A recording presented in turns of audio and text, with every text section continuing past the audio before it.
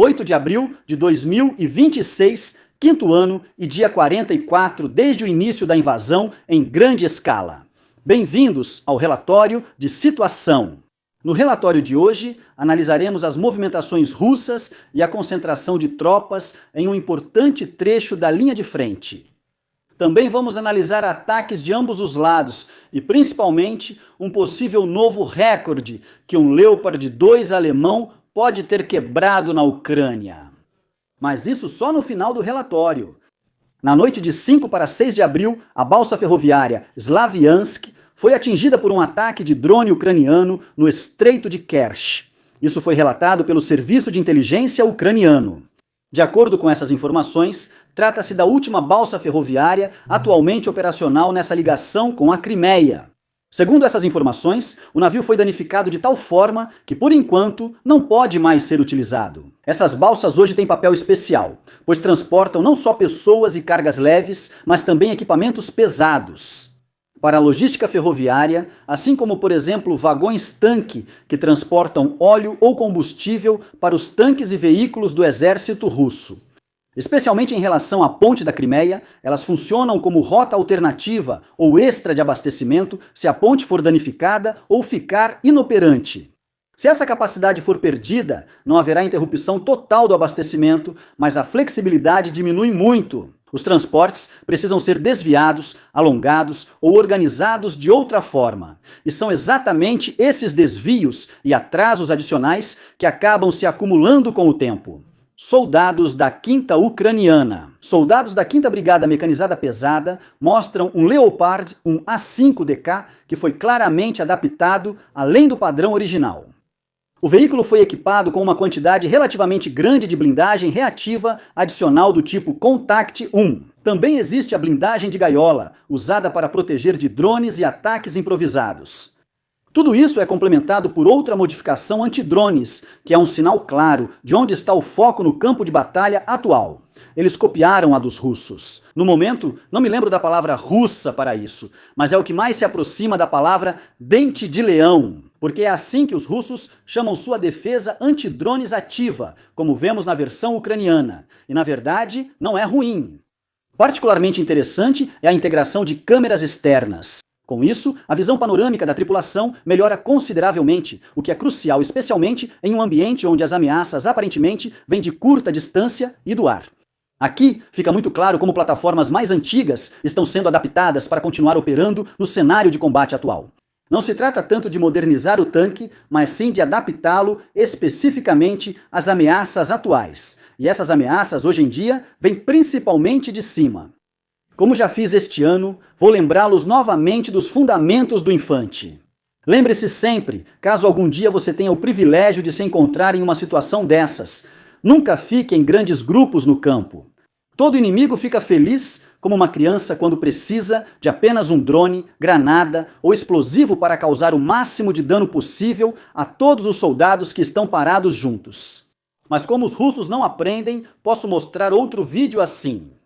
Isso é bom para os ucranianos, mas lamentável para os soldados russos sem treinamento básico adequado. Em qualquer nação ou exército, todos ficam em desvantagem sem o básico ao serem enviados à linha de frente. Ou então, a culpa é deles mesmos. Não consegue ou não quer colocar isso em prática. E aí exatamente esse tipo de coisa acontece.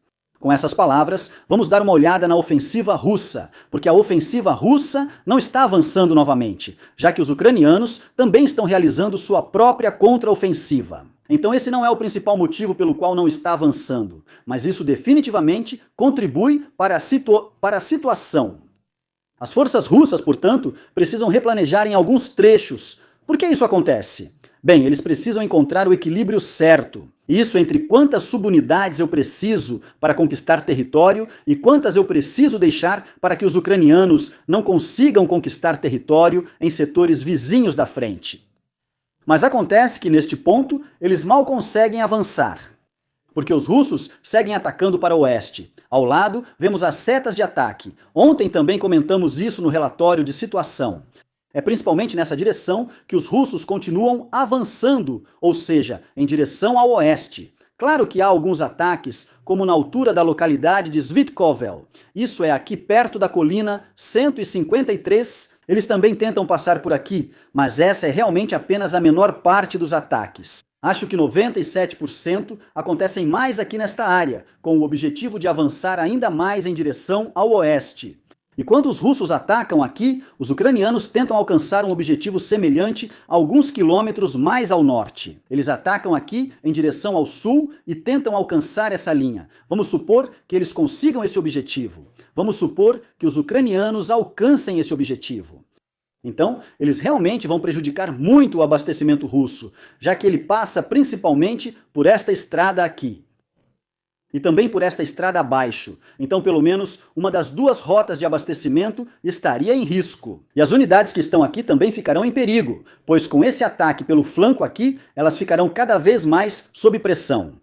Em Pokrovsk, os russos não avançam, já que os ucranianos controlam e monitoram bem a área pela linha de distribuição na região próxima. Em Pokrovsk, é ainda mais difícil mudar a situação do que aqui. Por isso, os russos criaram a nova 55ª. A divisão de infantaria naval, assim como o 68º Corpo, foram transferidos para a região de Rudjajipol para apoiar os esforços ofensivos. Aliás, a 55ª, a divisão foi recém-criada, mas formada por unidades antigas, sendo basicamente uma reestruturação, principalmente da lendária 155ª Brigada de Infantaria Naval. Isso significa que ela não foi criada do zero ao lado das unidades já existentes, equipada com soldados e equipamentos novos, mas sim que houve uma reorganização dentro das Forças Armadas. Isso não tem relação direta com a Ucrânia, mas está indiretamente ligado a ela. O presidente dos Estados Unidos, Donald Trump, aparentemente está prestes a conversar com o secretário-geral da OTAN, Mark Rutte, sobre uma possível saída dos Estados Unidos da OTAN. Segundo informações da Casa Branca, uma medida desse tipo está sendo pelo menos analisada internamente no momento. O assunto não foi descartado, mas está sendo objeto de discussões em andamento no mais alto nível. Só o fato de isso estar sendo discutido já tem um peso próprio. Os Estados Unidos são a espinha dorsal militar da OTAN, tanto na dissuasão quanto na liderança operacional. E também um dos países que possuem armas nucleares. Uma retirada alteraria toda a estrutura da aliança, não só militarmente, mas principalmente politicamente. Outros países podem agora ver uma oportunidade nessa desestabilização e tirar proveito disso. Para a Europa, isso significaria assumir muito mais responsabilidade por si mesma, não apenas politicamente, mas principalmente militarmente, algo que, na minha opinião, a Europa realmente precisa. Infelizmente, vejo que a Europa atual não é capaz de alcançar esses objetivos ou de adquirir essas competências nos próximos anos.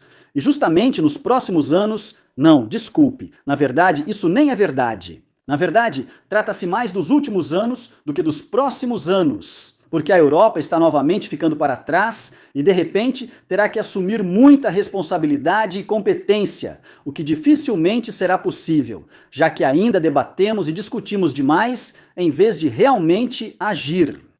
Isso também ocorre com a Hungria. Há quanto tempo esse tema permanece assim? Por quanto tempo a Hungria continuará mantendo a pressão às custas de outros países europeus e bloqueando muitas decisões importantes sem que o resto possa fazer algo a respeito? E o que foi feito efetivamente até agora contra isso? Quase nada, além de terem mencionado negativamente uma vez. Mesmo que conseguíssemos, o equilíbrio de forças na aliança mudaria drasticamente, ainda que temporariamente. Se realmente vai acontecer um passo desses, ainda está em aberto, mas só o fato de se discutir isso já mostra o quanto a situação de segurança está atualmente em movimento. A propósito da Hungria, no meio político, uma acusação está chamando a atenção no momento, envolvendo uma possível influência em eleições.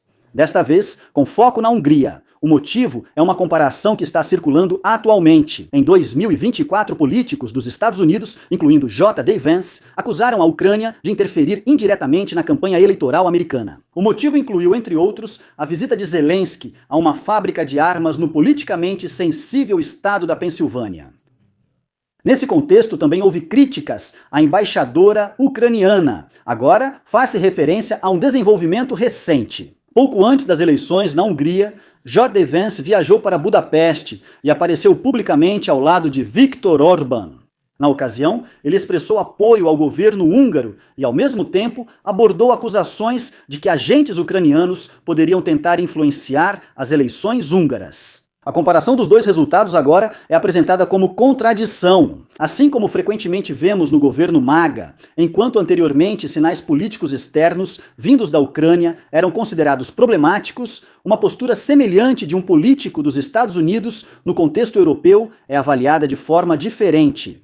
Independentemente da avaliação, o processo mostra principalmente uma coisa: a questão da influência política, além das fronteiras nacionais, já faz parte dos atuais conflitos geopolíticos e está se tornando cada vez mais um instrumento de comunicação política.